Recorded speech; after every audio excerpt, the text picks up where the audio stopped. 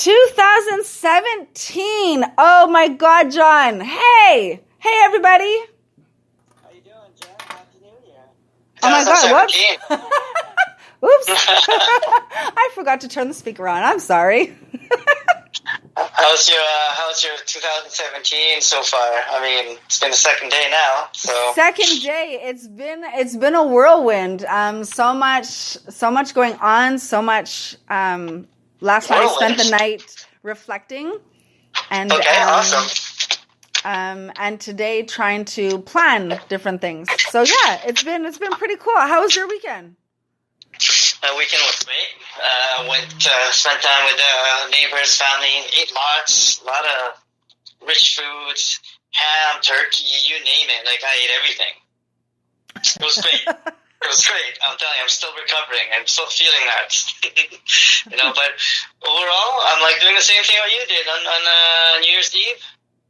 Reflecting for 2017, see what's ahead for us, and we've got a good, head start. And I know things are going to get better and better with you and me and the show, right? The radio show and all our listeners. I wish you guys an amazing, welcoming 2017 for behalf of me and Jen. I hope you guys are doing amazing. Had a great, great 2 days so far. I know I have.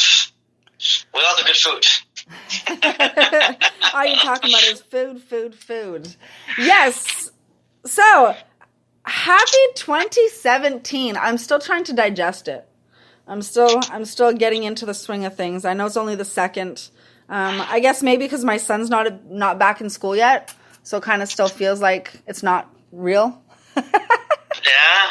No, that's exciting. I mean, I don't think they go back until January 9th? No, my son goes back tomorrow. Wow, that's pretty soon. Yeah. I know some schools they're back like January 9th, and I'm like, that's crazy. Yeah, they get 2 weeks off. I know, but that's great. And what were you reflecting on for 2017? You mentioned that earlier on our show.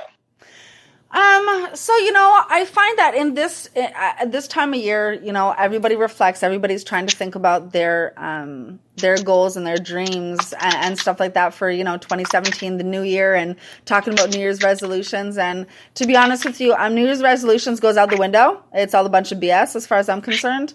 And again, that's just my personal opinion. The way I see it is really take time.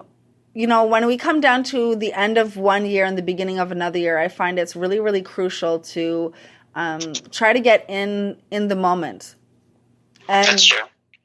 When I mean in the moment, personally, unfortunately, I'm stuck out in winter, so it's not as easy to do. But I always say that if you can take a moment and go outside with nature, really be one with nature. If you're able to, let's say, for example, one of the best things is, are you banging, John? What are you doing? I'm listening to you. I'm listening. I'm listening. Go out to a lake or something and just lie on the grass and, feel the earth beneath you. Feel the energy run through your body itself. Feel all the energy of the universe. And just flow with it. Don't force anything. Don't try to be. Don't try to think. Don't try to even meditate. Just literally clear your mind and clear everything and just allow everything to flow through you. And in that moment is one of the times that you will deeply, deeply be able to connect, first and foremost. And second of all, really start to reflect on, what has happened in this past year. One year is so long, takes forever. And then on another hand, it's very, very short. And that's what people don't look at is, what have you accomplished? We are our own worst nightmares at the end of the day because of our own self-negative talk. So, forget about what's going on the outside, but just how you talk to yourself. And we've talked about this quite a few times on our show. But again, I want you to look at really in the past year, what were your goals at the beginning of the year? Did you accomplish them? How close did you get? What could you have done differently? And it's not for you to nitpick yourself, but it's really to look at on a bigger scale, on a year, basically what you started, what your thoughts were, what your expectations were, and basically what your outcome has been. And reflect on all those little moments that were real challenges and the times that you really had to push yourself or you had to be resilient or, there's many times throughout the year, I'm sure that you'll reclaim those moments. And I find it helps you develop yourself, but it also helps you push yourself and get prepared for the new year that is about to come. Right? Absolutely, I couldn't agree more. I mean, that's basically, I'm in the same boat, but I have a couple other different things too that I want to add on for mine. It's just, me, it's all about really being with good people and at the same time supportive people that can empower you, and just don't putting up with people's crap, and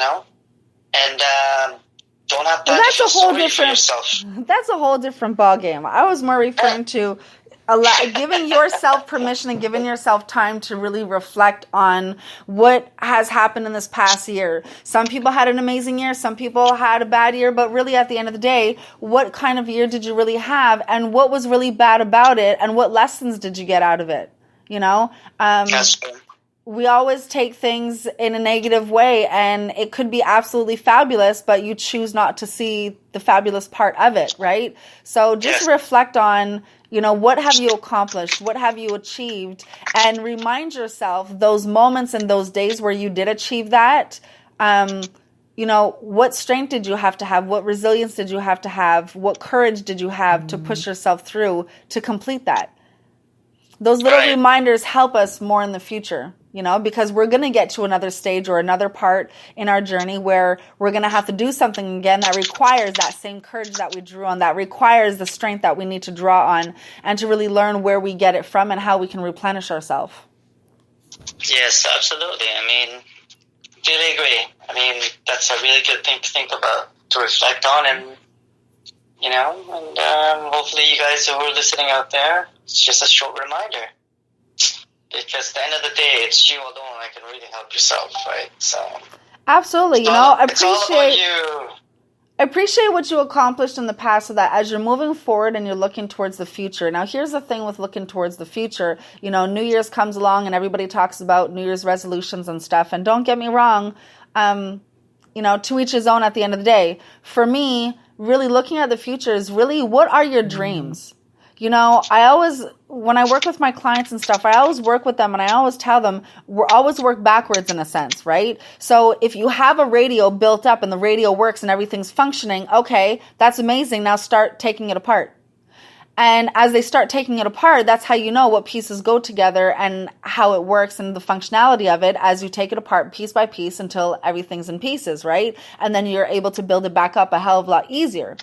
So using that concept and using it in your life is the same way. So what is that dream? What is that thing that's out there that really pushes you, where it's going to challenge you and you're going to push yourself? What do you have to do to get one step closer? Or what do you have to do to actually accomplish that? And look at the end dream and then turn around and start taking it apart, and you'll be able to see the pieces and the steps that you need to take to be able to fulfill that. Absolutely. So true. And, people, it's good to remind them, because a lot of people, they forget. So don't forget, people out there, and listen to some of the suggestions and advice that, we're giving you. It's effective. It works. 2017. You got to make it your year, people. I'm telling you. It's all about you taking back your personal power, reclaiming yourself, and really looking at what kind of person are you, what kind of person do you want to be, and what kind of life do you want to live, and start designing it. Start designing it. You don't have to have a pattern to design your life. You just have to look at the bigger picture and then draw off of the bigger picture. Yeah. I can tell you honestly, 2016, I got a little bit of everything. Honestly, it was a roller coaster. It was like a serious roller coaster ride in itself. And there was awesome peaks and amazing peaks. And then there was downs and lows, and it was all twisted and upside down. I can guarantee you that. But I can tell you one thing. Regardless of what, my faith was never shaken. My belief in myself was never shaken. And it only grew me and developed me better as a person as well as a coach. And, you know, to see the development and the things that I've accomplished and what I've pushed myself on as well, it's huge, you know, and we need to take part in all the little things that have happened and what really is the future holding. Last year, you know what? I made plans, but I didn't really make plans. It was my dreams that I threw out there, and I didn't know how it was going to happen. I didn't know where it was going to come from or anything. And everything that has happened or that has occurred, it's all pieces that came in my path. It's everything that the universe has brought to me. I didn't have to go out to get any of it, in a sense. It was all brought to me. Well, that's a good thing, you know. And, absolutely, it's manifesting. a lot of people are learning to manifest. That's right, manifest your dreams. Absolutely, absolutely. You're not supposed to sit down and worry about how are you going to do it or why this is going to happen. And oh my God, you're thinking so far away. And man, get into outer space. I don't care. Just let your dreams take you wherever they take you. And you can definitely go from there. And you definitely can achieve anything. It's not going to be easy. And it's not going to be a road that you share a lot of times with somebody else either. There are a lot of times on the road where you will be alone. I'm not going to sugarcoat it. It doesn't happen overnight. It takes a lot of work and dedication.